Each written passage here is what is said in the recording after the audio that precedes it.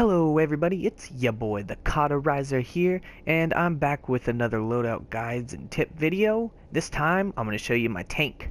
Now I'm actually a tank main, and I just got out of Love and War, and I had a couple people asking me questions saying, well, how did you tank that so smoothly as a 109 with 120 skill points? And I said, well, fire tank's OP. Well, anyways, let's jump right into it. I'll show you my loadout and give you a little couple tips. Right into the powers, we're going to go for Immolation, Inflame, Meteor, Overheat, Burnout, and finally Stoke Flames. Going to go down into Ignition, run Fireball, Absorb Heat, Eternal Flame Supercharge, Backdraft, and Burning Determination. On to the Iconics. You are a tank, so you must grab Nanowave Armor and Powerful Resistance. I'm going to go ahead and grab Intimidating Gaze for the bonus dominance, and Miracle Worker for the 10% critical healing magnitude, not only because you're a fire tank, but this works for all heals that are applied to you, even from healers, and as a tank, it's going to help us out really nice. I'm going to go ahead and show you guys the loadout now.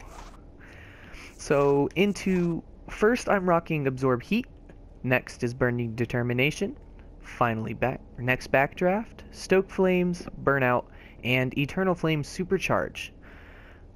I'm going to show you guys something real quick, and this is to why I have Absorb Heat on my loadout. Now there's a hand mod called Empowered Channeling. What it does is it channeled superpowers are no longer vulnerable to interrupt, prevent standard control effects, add 3,500 defense and 2,000 toughness while active. What this means is when I'm casting Absorb Heat, I'm getting the power back from the thermal absorption it gives me, so it costs no power at all to use, it's a good heal, and I get more defense than when I'm just not blocking.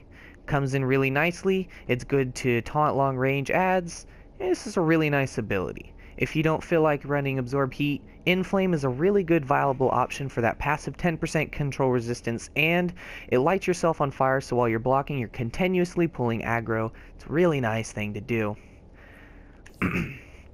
So, on to the actual explanation of the loadout and why I'm doing what I have.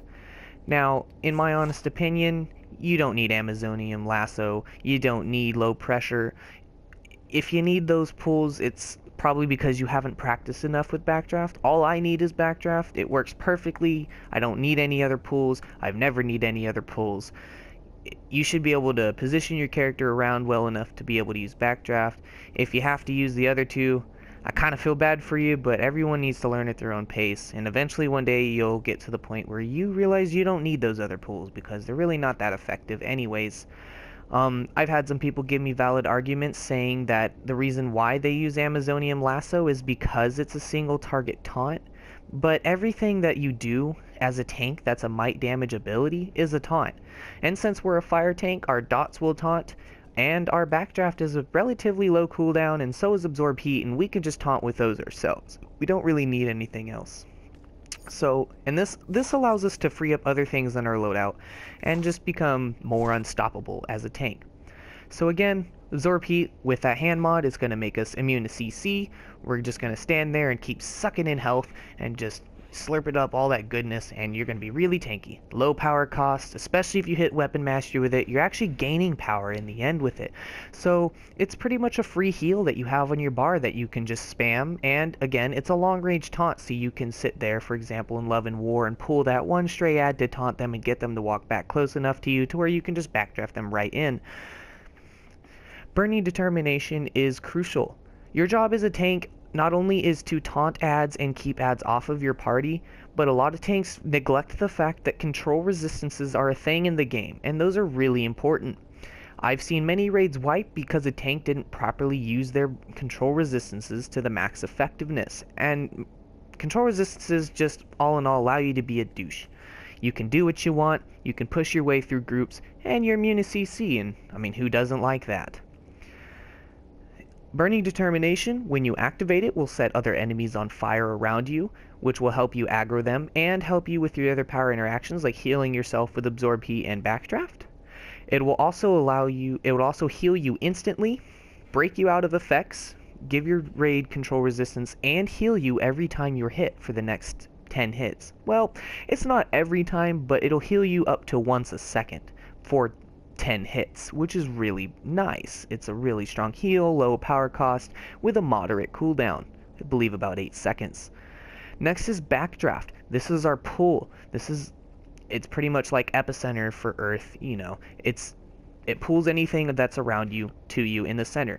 Really good for grouping adds up, and again, it's a decent heal, and it's the only pull you'll really ever need. All you have to do is learn how to position your character, and just don't be lazy. It's really nice power, and Earth is the same way.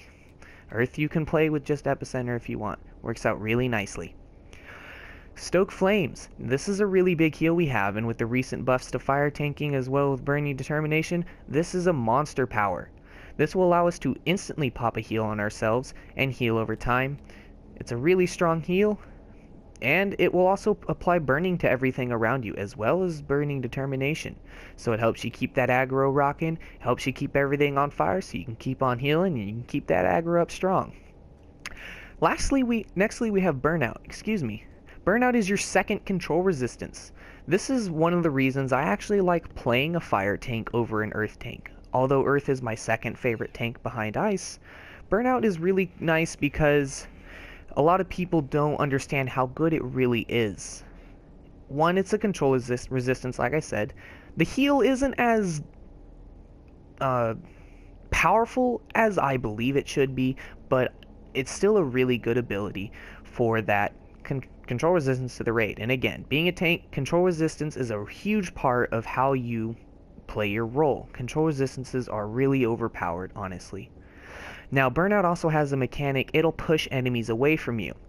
Now, if you ever get in a sticky situation where you're really low health, Burnout acts like a shield, even though it's not.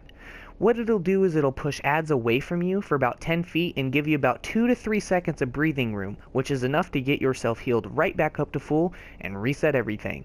It's a really nice ability, and it pushes people away far enough to where you can backdraft them right back in and keep the fight on going and keep it in your control. Eternal Flame is the most overpowered tank supercharge in the game. I cannot stress this enough. Forget Ice Golem. This thing is a beast. I can walk into Zamoron naked, pull everything in the ferocity fight, and not die, and out-heal the healer. This ability is incredibly overpowered, and it's a 50% supercharge, which is really, really insane.